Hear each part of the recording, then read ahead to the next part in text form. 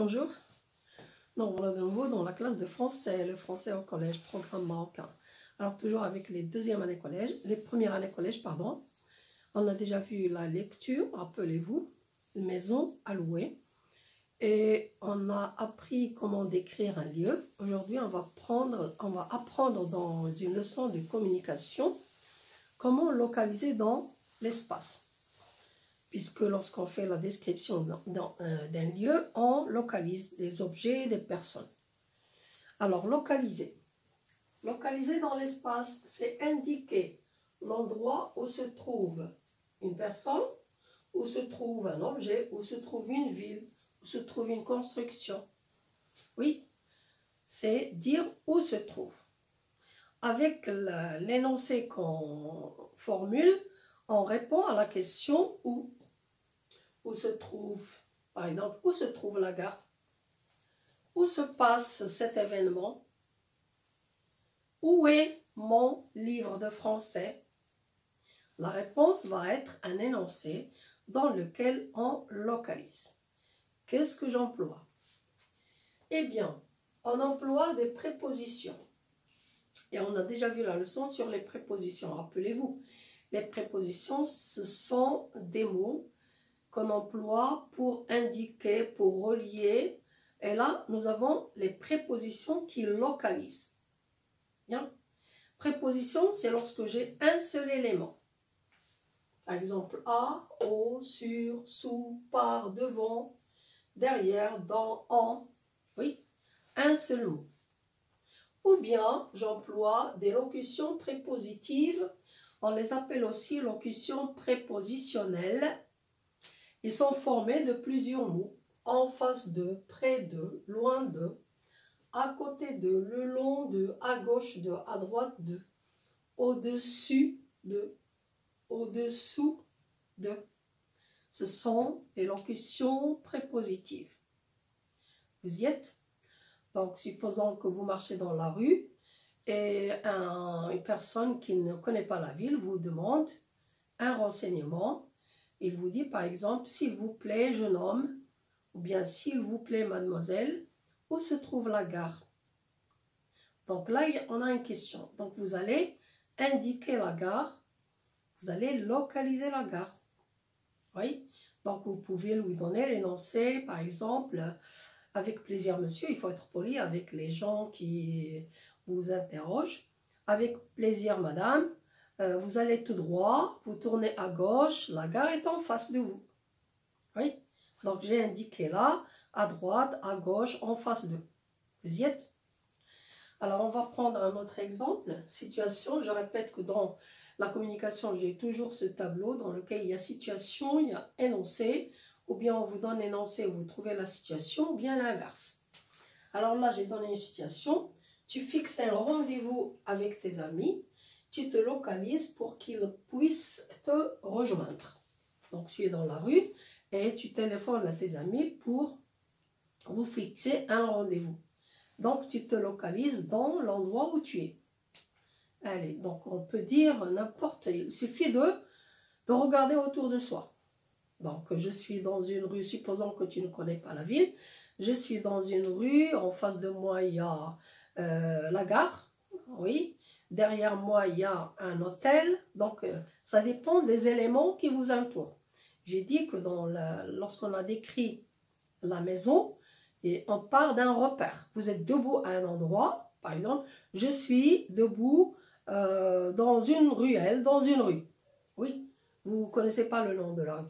Je suis debout dans une rue, en face de moi, il y a la gare, et derrière moi, il y a un hôtel.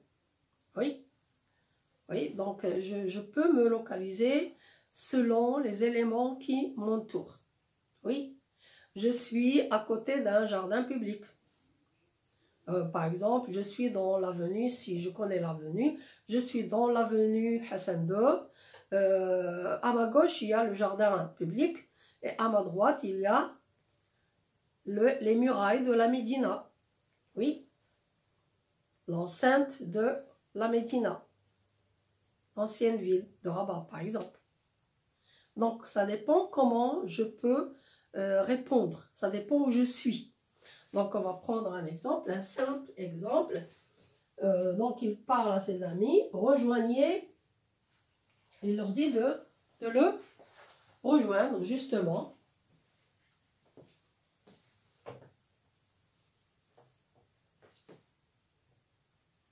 Vous voyez?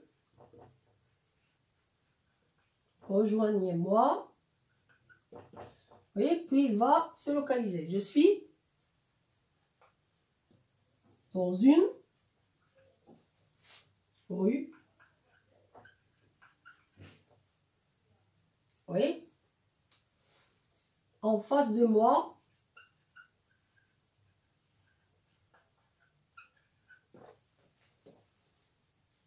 il y a la gare et derrière un hôtel. Ça dépend donc. Voilà.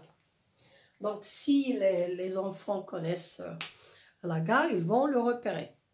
Vous allez me dire qu'actuellement, on a des moyens pour se repérer avec la technologie, mais cela n'empêche, c'est quand même un énoncé, c'est quand même un moyen de communiquer, même si vous voulez indiquer, par exemple, vous localisez ou bien localiser là, vous voulez envoyer quelqu'un dans une maison, vous pouvez la localiser ou indiquer un musée dans un endroit, vous pouvez le localiser.